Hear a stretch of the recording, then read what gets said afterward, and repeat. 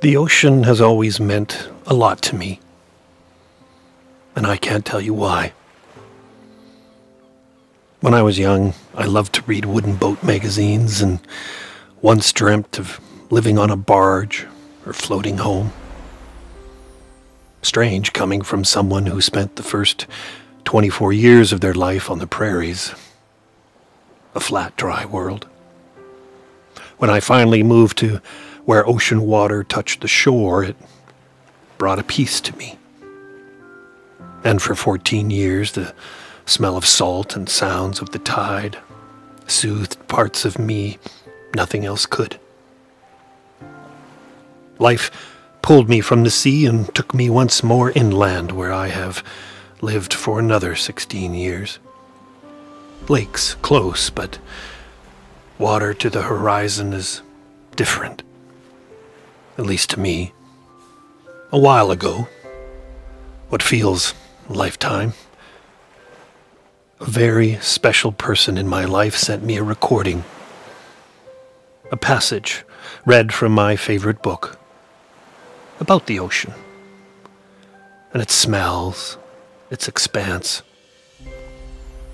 A place this person often sought solace and alignment from, and which granted them such on many occasions.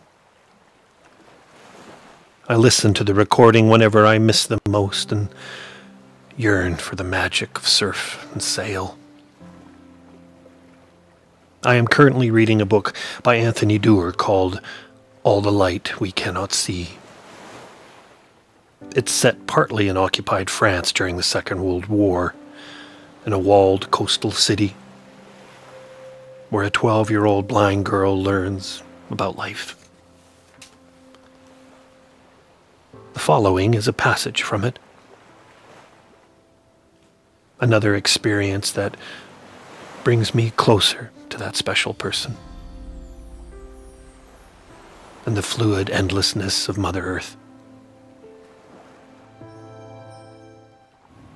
Marie Larrey's father has been missing without word for 29 days. She wakes to Madame Manec's blocky pumps climbing to the 3rd floor, the 4th, the 5th. Etienne's voice on the landing outside his study. Don't. He won't know. She's my responsibility. Some unexpected steel emerges in Madame Manec's voice. I cannot stand by one moment longer. She climbs the last flight. Marie Larrey's door creaks open. The old woman crosses the floor and places her heavy boned hand on Marie Larrey's forehead. You're awake? Marie Larrey rolls herself into the corner and speaks through linens. Yes, madame. I'm taking you out. Bring your cane. Marie Larrey dresses herself. Madame Manec meets her at the bottom of the stairs with a heel of bread. Ties a scarf over Marie Larrey's head, buttons her coat all the way to the collar, and opens the front door. Morning in late February, and the air smells rainy and calm. Marie Larrey hesitates, listening. Her heart beats 2, 4, 6, 8. Hardly anyone is out, dear, whispers Madame Manec, and we are doing nothing wrong. The gate creaks. One step down, now straight on. That's it. The cobbled street presses up irregularly against Marie Larrey's shoes. The tip of her cane catches, vibrates, catches again. A light rain falls on rooftops, trickles through runnels, beads up on her scarf. Sound ricochets between the high houses. She feels, as she did in her first hour here, as if she has stepped into a maze. Far above them, someone shakes a duster out a window. A cat mews. What terrors gnash their teeth out here? What was Papa so anxious to protect her from? They make one turn, then a second, and then Madame Manec steers her left, where Marie Larrey does not expect her to, where the city walls, furred with moss, have been scrolling along unbroken, and they're stepping through a gateway. Madame? They pass out of the city. Stairs here, mind yourself. 1 down, 2, there you are, easy as cake. And then the ocean. The ocean. Right in front of her. So close all this time. It sucks and booms and splashes and rumbles. It shifts and dilates and falls over itself. The labyrinth of Saint Malo has opened onto a portal of sound larger than anything she has ever experienced. Larger than the Jardin des Plantes, than the Sienne, larger than the grandest galleries of the museum. She did not imagine it properly. She did not comprehend the scale. When she raises her face to the sky, she can feel the 1,000 tiny spines of raindrops melt onto her cheeks, her forehead. She hears Madame Manec's raspy breathing and the deep sounding of the sea among the rocks and the calls of someone down the beach echoing off the high walls. In her mind, she can hear her father polishing locks, Dr. Giffard walking along the rows of his drawers. Why didn't they tell her it would be like this? That's Monsieur Randon calling his dog, says Madame Manec. Nothing to worry about. Here's my arm. Sit down and take off your shoes. Roll up your coat sleeves. Marie Larrey does as she is told. Are they watching? The Bouchers? So what if they are? An old woman and a girl.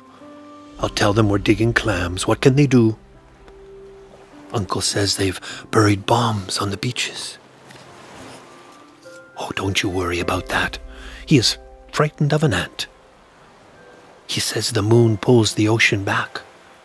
The moon? Sometimes the sun pulls too. He says that around the islands the tides make funnels that can swallow boats whole. Oh, we aren't going anywhere near there, dear. We're just on the beach. Marie Larrey unwinds her scarf and Madame Manec takes it.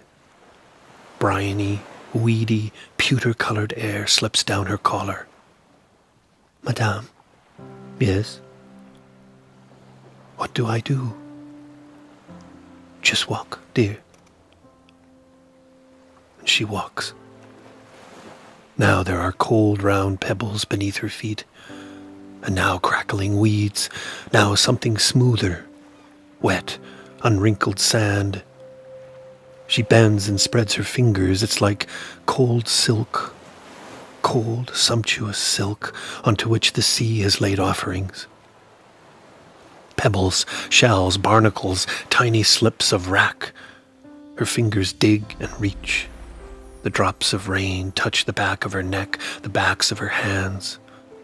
The sand pulls the heat from her fingertips and from the soles of her feet. The months-old knot inside Marie Larrey's begins to loosen. She moves along the tide line, almost crawling at first, and imagines the beach stretching off in either direction, ringing the promontory, embracing the outer islands, the whole filigreed tracery of the Breton coastline, with its wild capes and crumbling batteries and vine-choked ruins. She imagines the walled city behind her, its soaring ramparts, its puzzle of streets, all of it suddenly as small as Papa's model. But what surrounds the model is not something her father conveyed to her. What's beyond the model is the most compelling thing of all. A flock of gulls squalls overhead. Each of the 100,000 tiny grains of sand in her fists grinds against its neighbor. She feels her father pick her up and spin her around 3 times. No occupation soldier comes to arrest them. No one even speaks to them. In 3 hours, Marie Larrey's numb fingers discover a stranded jellyfish, an encrusted buoy, and 1,000 polished stones. She wades to her knees and soaks the hem of her dress. When Madame Manec finally leads her damp and dazzled back to the Rue Vaubreton, Marie Larrey climbs all 5 flights and raps on the door of Étienne's study and stands before him, wet sand stuck all over her face. "You were gone a long time," he murmurs. "I worried." Here, uncle. From her pockets she brings up shells and barnacles, cowries, 13 lumps of quartz gritty with sand. I brought you this, and this, and this, and this.